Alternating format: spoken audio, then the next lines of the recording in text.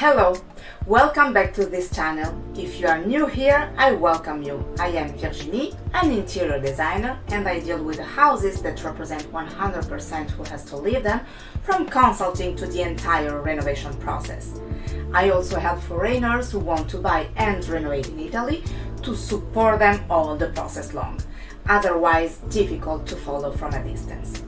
In this channel, I will talk about home and renovation, trying to give you helpful tips so that you can have your dream house, a house that represents you in depth and where you will always feel at your ease. Paintings, prints and photographs are decorative elements that immediately catch the eyes. Deciding on a given wall which and how many paintings, taking the measurements, plating the nails is not as simple as saying it.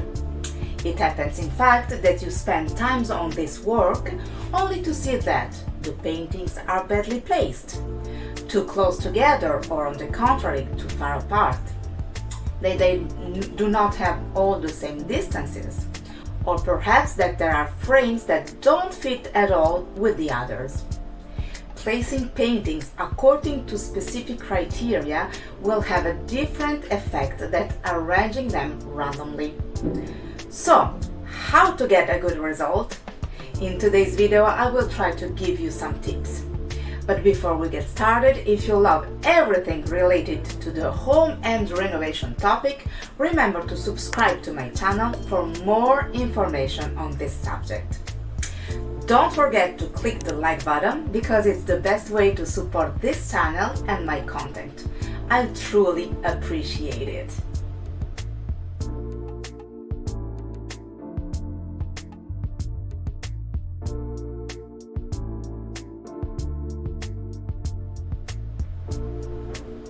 If you have a wall where you would like to hang pictures, the first thing you need to do is to group everything you would like to hang in specific groups such as frame color, frame type, or according to the content.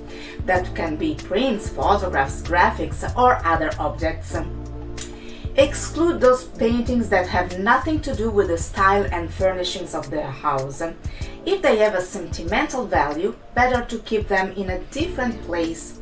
The risk indeed is, if it's not the right place to put them, to end up hating them.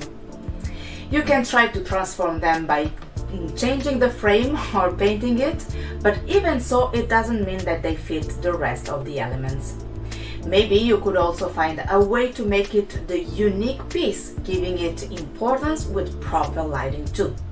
However, it's better to not mix them with other paintings that are too different. Make the groups. You have to decide where to place each of them based on the style and color of the room. In a rustic environment, for example, it is better to avoid pop art paintings. Once you have chosen the paintings and the room, you will have to find where to hang them.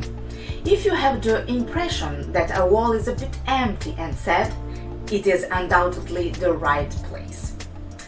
Now you have to decide how to place the various paintings to have an attractive and pleasant composition. You can take a whole picture from floor to ceiling of the wall where you want to place your paintings, and then use some graphics program, even the simple PowerPoint, and from there study your schemes. Or you can measure the part of the wall you want to decorate, taking care to leave enough space around it, especially if you have other furniture on the nearby walls.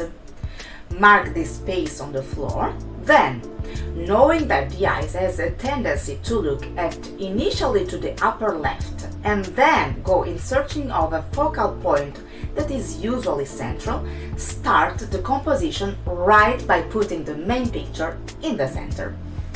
From there, put the other pieces, always remaining in the designated space.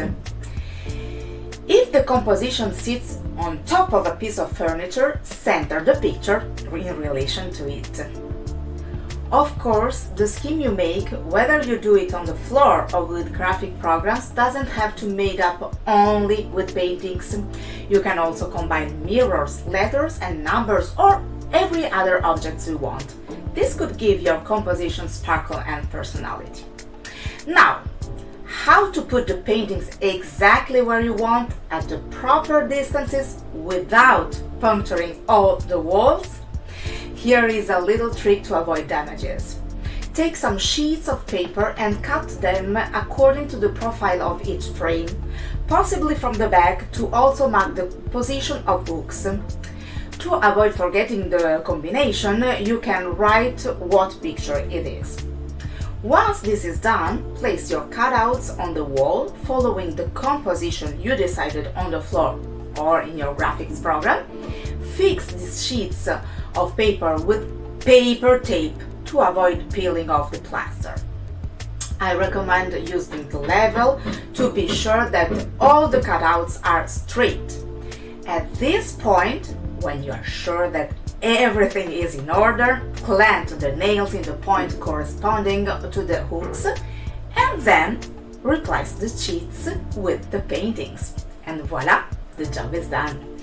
From now on, your walls will be real works of art. I hope you found this video helpful. As always, let me know in the comments. Your opinion is important for me.